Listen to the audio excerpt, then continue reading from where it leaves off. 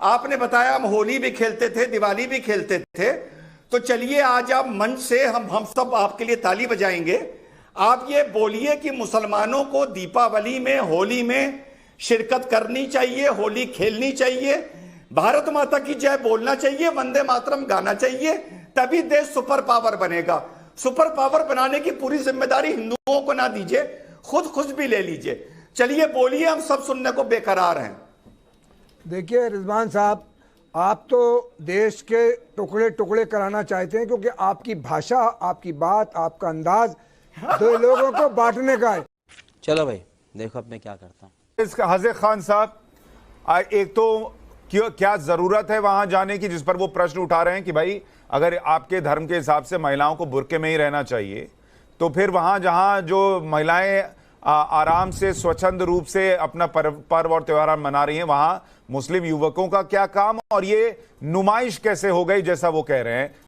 Good question, you are a good question. सबसे पहले बात यह है कि मुसलमान मर्दों को, मुसलमान लड़कों को, जहाँ हमारी बहनें, हमारे हिंदू भाई आस्था मना रहे हैं, गरबा मना रहे हैं, नहीं जाना चाहिए। इस्लाम इस बात की इजाज़त नहीं देता। अरे देवा।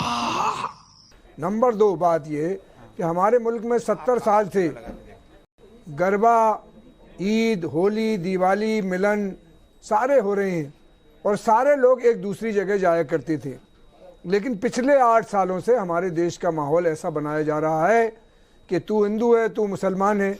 हम अच्छा, इसकी एक वजह बताता हूं कि ये क्यों हो रहा है। इसकी एक वजह है, और वो वजह ये है सर कि हिंदू हमेशा से ऐसे ही ओपन माइंडेड रहा है सर, और हिंदू मुसलमान एक दूसरे के पर्व में जाते थे, सही बात है, हम लोग भी जाते थे, अब भी जाएंगे सर। आप बुलाएंगे हम आ जाएंगे आपके पास, आप भी आ जाएंगे मेरे कार्यक्रम में, मुझे ये भी पता है। ऐसा नहीं है कि आप मेरे पास नहीं आएंगे और मैं आपके पास नहीं जाऊंगा, ये कह देना कि ऐसा रुक गया, ऐसा नहीं है।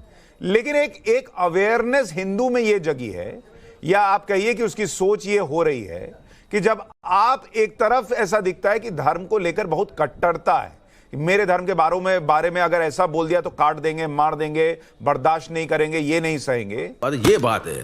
तो दूसरे तरफ कुछ लोगों को लगने लगा कि अगर आप अपने धर्म को लेकर इतने सेंसिटिव हैं तो फिर हमको भी हो जाना चाहिए, हम इतने साल से चुप क्यों हैं? सही बात है। अब जाकर लोगों को लगने लगा है कि शिवलिंग का अपमान नहीं होना चाहिए। अब जाके लोगों को लगने लगा है कि गरबे में जो है वो मुस्लिम युवक क्या कर रहे हैं, अगर हिंदू तुम्हारे लिए, तुम्हारे धर्म के हिसाब से काफिर हैं, तो इसमें तुम क्यों आ रहे हो, फिर मत आओ। और अब आप कहेंगे कि कोई कहे कि ये नुमाइश है, तो फिर नुमाइश वाली जगह पे क्यों जा रहे हो? ये भी सीधी सी बात है।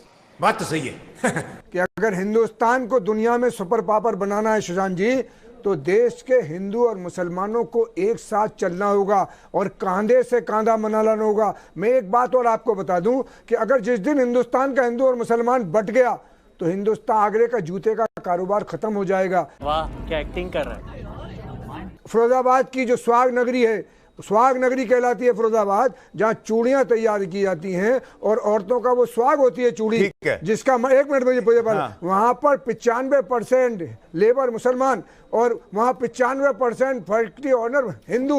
ये दोनों अगर एक साथ नहीं चलेंगे तो हाँ, तो हाजिर भाई आप बिल्कुल सही कह रहे हैं। ये बात तो उन लोगों को भी समझनी होगी ना जो सर तन से जुदा बोलते हुए घूम रहे हैं कि अगर सबका सर तन से जुदा कर दोगे तो ये जो कांवड़ियों के लिए कांवड़ बनाते हो वो तुमसे कोई खरीदेगा नहीं। अगर सबका सर तन से जुदा कर दोगे तो इतने सारे बिजनेसेस में जो मिलकर काम कर रहे हो वो करोगे नहीं, ये भी समझना होगा।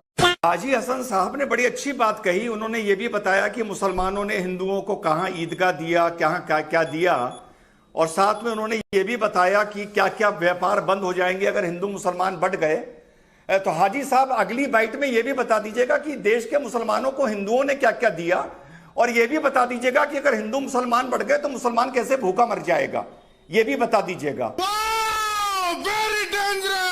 दूसरी बात, आपने बताया हम होली भी खेलते थे, दिवाली भी खेलते थे, तो चलिए आज आप मंच से हम सब आपके लिए ताली बजाएंगे। आप ये बोलिए कि मुसलमानों को दीपावली में, होली में शिरकत करनी चाहिए, होली खेलनी चाहिए, भारत माता की जय बोलना चाहिए, वंदे मातरम गाना चाहिए, तभी देश सुपर पावर बनेगा। सुपर पावर बनाने की पूरी जिम्मेदारी हिंदुओं को ना दीजिए, खुद भी ले लीजिए। चलिए बोलिए, हम सब सुनने को बेकरार हैं। ये फंस गया सीएम। देखिए रिजवान साहब, आप तो देश के टुकड़े टुकड़े कराना चाहते हैं, क्योंकि आपकी भाषा, आपकी बात, आपका अंदाज दो लोगों को बांटने का है। हमारा मजहब ने, मैंने कहा कोई होली खेल रहा है वो उसकी जिम्मेदारी है, कोई ईद मिलन कर रहा है ना कि मुसलमानों को होली खेलनी चाहिए, बोलिए। हम क्यों कहेंगे जो खेल रहा है उसकी जिम्मेदारी है? हम क्यों कहेंगे? हम ये कह रहे हैं हमारे देश का सेकुलर थीम है, अगर जो खेल रहा है उसकी जिम्मेदारी है। हर अगर दर्द हो गया इतनी जल्दी, समझ रहे हो? समझ रहे हो आप?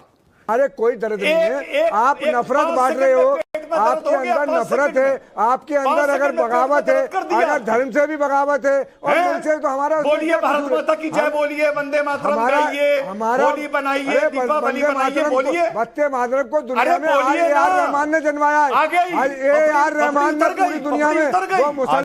खत्म, bye bye, tata, goodbye, गया।